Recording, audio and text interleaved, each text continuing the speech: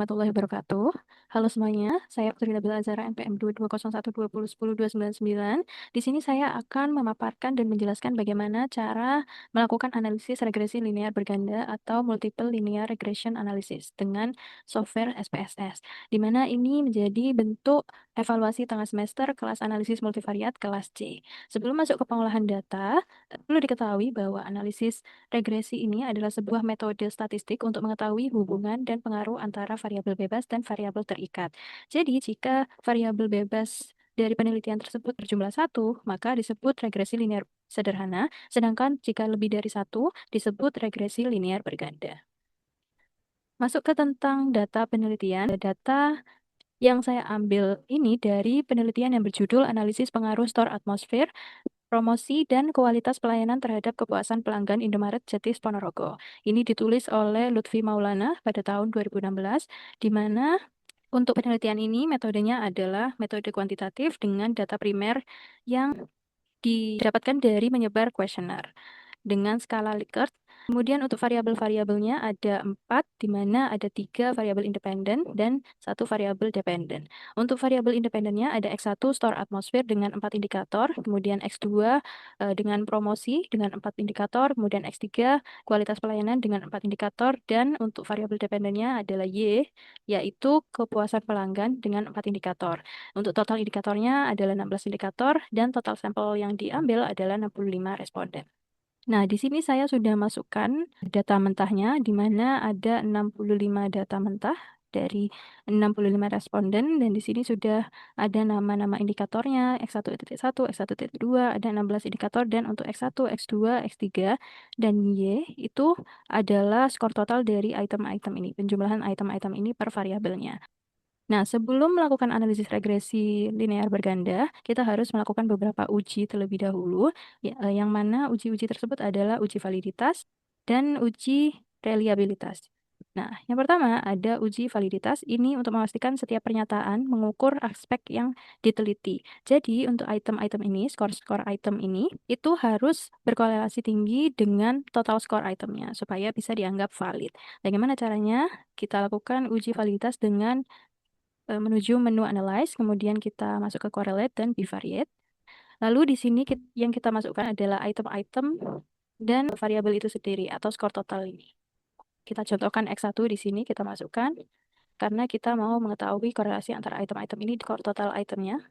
Lalu untuk option style bootstrap tidak perlu diubah, langsung default saja. Kemudian ini juga tidak perlu diubah.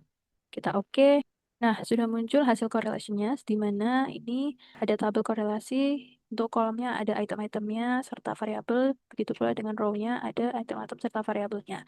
Di sini yang kita lihat adalah pada Pearson correlation, di mana suatu item atau item tersebut itu dinilai valid jika korelasi item itu dengan skor total atau variabelnya itu di atas 0,3. Di sini kita bisa lihat item X1.1 dengan variabelnya atau skor totalnya ini, Pearson correlation-nya adalah 0,715, di mana ini di atas 0,3. Jadi item ini itu dianggap valid.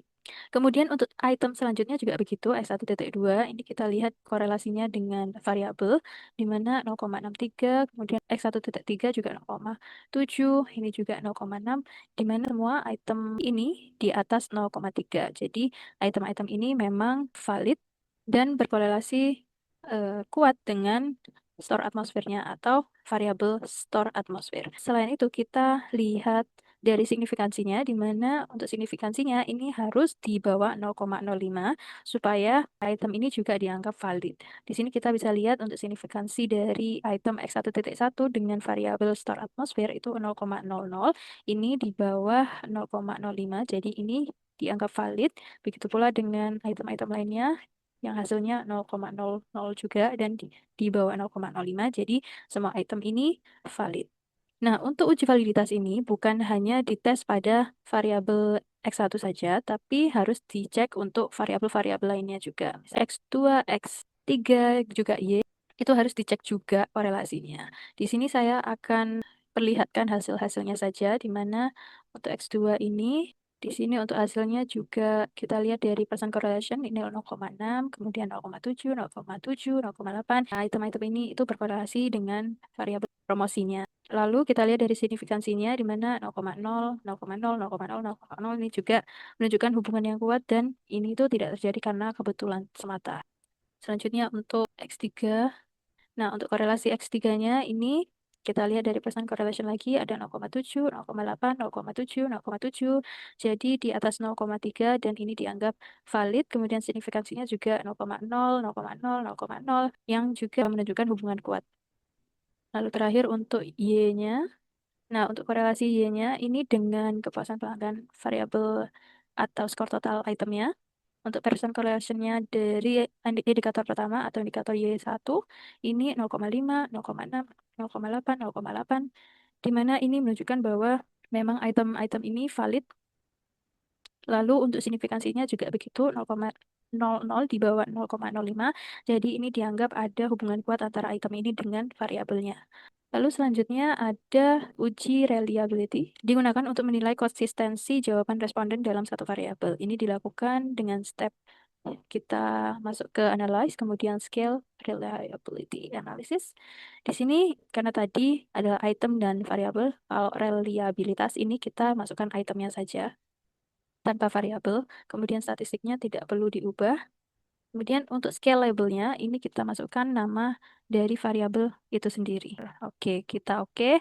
Dan kita mendapatkan hasil seperti ini, ada tabel case processing sama reliability statistik, di mana di sini kita lihat dari Cronbach's alpha-nya. Jika Cronbach alpha-nya itu lebih dari sama dengan 0,7, maka item itu dinilai andal. Di sini kita bisa lihat bahwa untuk reliability testnya variabel store atmosphere ini untuk item-itemnya menghasilkan Cronbach's alpha 0,6, di mana ini di bawah 0,7. Jadi ini item-itemnya dinilai kurang andal dan kurang bisa untuk digunakan dalam penelitian. Nah, sama seperti uji validitas, untuk uji reliabilitas ini juga harus dilakukan per variabelnya. Jadi kita langsung ke variabel berikutnya. Nah, untuk yang variabel promosi ini, item-itemnya menghasilkan Cronbach's alpha 0,7. Nah, ini sesuai dengan syaratnya, di mana Cronbach's alpha itu lebih dari sama dengan 0,7. Nah, ini untuk item-item ini bisa digunakan untuk penelitian dan dianggap andal. Lalu selanjutnya untuk X3 kita cari. Hasilnya Cronbach's alpha-nya ada 0,793, di mana ini juga memberikan hasil bahwa item-item dari kualitas pelayanan ini dinilai andal dan layak untuk digunakan dalam penelitian ini. Selanjutnya untuk Y. Untuk Y ini, item-item kepuasan pelanggan ini ternyata Cronbach's alpha-nya menghasilkan 0,69. Jadi ini di bawah 0,7 sama seperti variabel X1 tadi, di mana untuk Cronbach's alpha-nya di bawah 0,7, maka item-item tersebut dinilai kurang andal dan kurang layak untuk digunakan dalam penelitian. Nah, setelah melakukan uji-uji tadi, kita masuk ke uji lainnya, di mana ada uji asumsi klasik. Ini adalah pengujian yang memastikan data ini itu memenuhi syarat dasar agar analisis regresi linear itu dapat digunakan secara valid. Nah, uji asumsi klasik ini itu dibagi menjadi 4, ada uji normalitas, uji heterokedastisitas, uji multikolinearitas, dan uji autokorelasi. Sebelum masuk ke uji asumsi klasik ini, perlu diketahui bahwa model regresi yang baik itu dalam uji asumsi klasik harus memenuhi syarat. Yang pertama, yakni data residual itu berdistribusi normal dalam uji normalitas. Kemudian varians residual itu sama di seluruh pengamatan atau harus bebas heterokedastisitas. Lalu variabel independen itu tidak saling berkorelasi tinggi atau bebas multikolinearitas. Dan residual itu tidak saling berkorelasi antar observasi atau bebas autokorelasi. Nah, untuk uji asumsi klasik ini kita lakukan dengan satu step saja untuk 4 ujinya. Jadi yang pertama kita lakukan regresi linear. Nah, di sini karena tadi sudah bicara tentang item-item dan variabel, kalau di sini kita langsung gunakan variabelnya saja. Jadi untuk dependen, ya ini variabel Y kita masukkan, kemudian independennya kita masukkan variabel X1, X2, X3. Di sini untuk uji asumsi klasik itu harus mengatur di statistik ini. Kita centang Durbin Watson ini untuk autokorelasi, collinearity, diagnostik ini untuk uji multikolinearitas.